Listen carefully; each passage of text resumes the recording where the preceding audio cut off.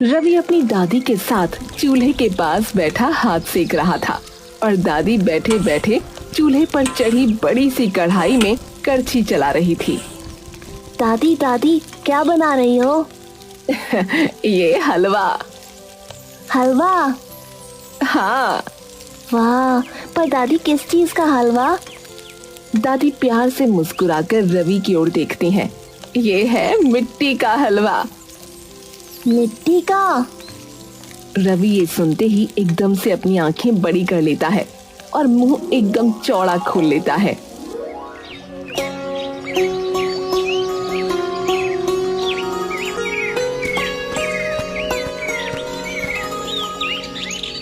लो दादी, आ गए वापस। रवि मुस्कुराता हुआ गांव में आता है और पूरे रास्ते मुस्कुराता हुआ अपने बचपन की यादें दोहराता हुआ बस चलता जाता है। तभी रवि की नजर सामने खेलते हुए बच्चों पर जा पड़ती है। रवि उन बच्चों की ओर ऐसे देखता है जैसे मानो जिन बातों को वो भुला देना चाहता था वो बातें एक बार फिर से मुड़कर उसके सामने आ गई हों। रवि अपने दो दोस्तों के साथ नीम के पेड़ के नीचे खेल रहा होता है। ए गोलू, तेरी बारी है, अब तू जा। और हाँ, जब 10 की गिनती पूरी ना कर ले तब तक मैं तो चला जाऊंगा, पर सोनू तो इसके साथ ही छुपियो, कभी ये भी अपनी दादी की तरह खुद से बात करने लग जाए अकेले में। क्या बोला मेरी दादी के बारे में? कॉलर छोड़ मेरा। मेरी दादी के बारे में क्यों बोला? क्या गलत बोला? तेरी दादी है ही पागल, जब देखो अपने आप से बात करती रहती है। रवि गोलू को नीचे गिराकर उसके बाल नोचने लगता है। रवि एकदम स्थिर खड़ा होकर बस एकटक उस नीम के पेड़ की ओर देखता रहता है। तू भी सही में अपनी दादी की तरह है पागल, छोड़ मुझे। तेरी हिम्मत कैसे हुई मेरी दादी के बारे में बोलने की? देखते ही देखते रवि की आंखों से एक के बाद एक आंसू बहने लगते हैं।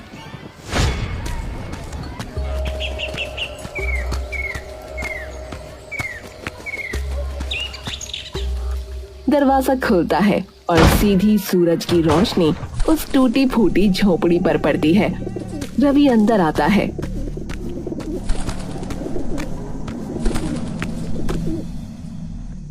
रवि उस झोपड़ी के चारों ओर नजरें घुमाकर देखने लगता है और एक गहरी सांस लेता है।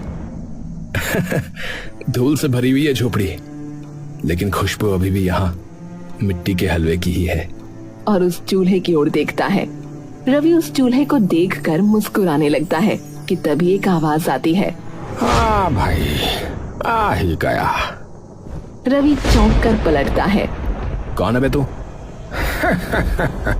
अरे तमीज से बात कर, वरना मैं लठ बहुत मारूं। हाँ।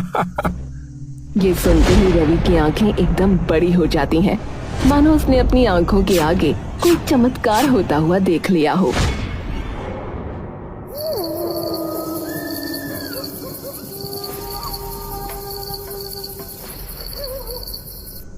रवि अपनी दादी के साथ लेटा हुआ सो रहा है।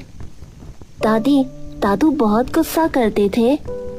गुस्सा करते तो थे, पर उस पे जो मुझे तंग करता था, पता है क्या कहते थे? क्या? मैं लठ बहुत भित मारूं। ये तो मेरे दादू कहा करते थे। तो पहचान ले कि कौन हो सकता हूँ मैं। रवि की आंखें एक बार फिर से नम हो जाती हैं। दादू? देवा मुस्कुराकर प्यार से रवि की ओर देखने लगता है। रवि कुछ देर तक यकीन नहीं कर पाता कि वो अपने दादा को देख पा रहा है। रवि दौड़ता हुआ देवा के पास जाता है, लेकिन जैसे ही वो उनके गले मिलने की कोशिश करता है, उसके हाथ देवा के आर पार हो जाते हैं। अरे मन तो मेरा भी है बेटा तुझे छाती से लगाने का, पर आत्मा हूँ, क्या कर सकते हैं। एक मिनट, क्या आत्मा? अरे तो जिंदा थोड़े ही हूँ मैं, ये तो पता ही है तुझे कि मैं मर चुका हूँ।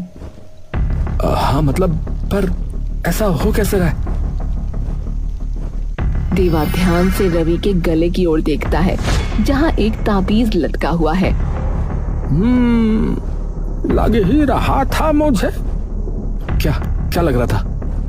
तेरे गले का ताबीज। ताबीज? तो उसका क्या? बेटा जी, जो ताबीज तुमने पहना है ना, वो मेरा ही है। क्या? हाँ। पर इस ताबीज में ऐसा क्या है?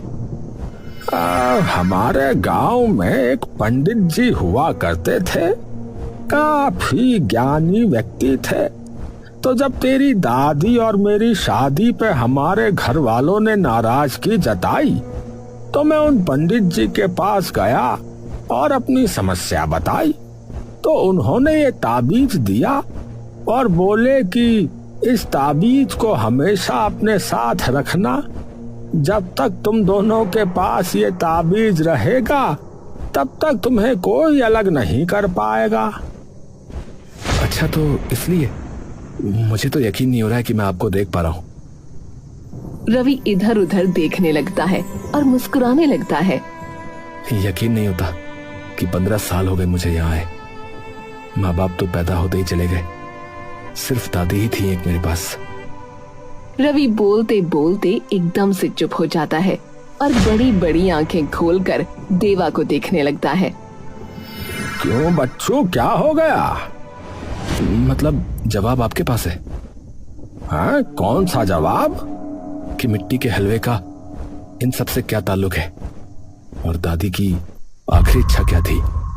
हाँ, बहुत ही अच्छा, पर मुझे इन दोनों में से कुछ भी नहीं पता। क्या? पर दादी ने कहा था कि जब तू घर जाएगा तो तुझे धीरे धीरे सब पता लग जाएगा। हाँ, धीरे धीरे ना, एकदम से थोड़े ही। तो आप मदद तो कर सकते हो। हाँ, वो मैं कर दूंगा। ठीक है, तो कल सुबह से शुरू करेंगे। अभी मैं यहाँ सफाई करके सो रहा हूँ, बहुत ज्यादा थक गया आज तो मैं।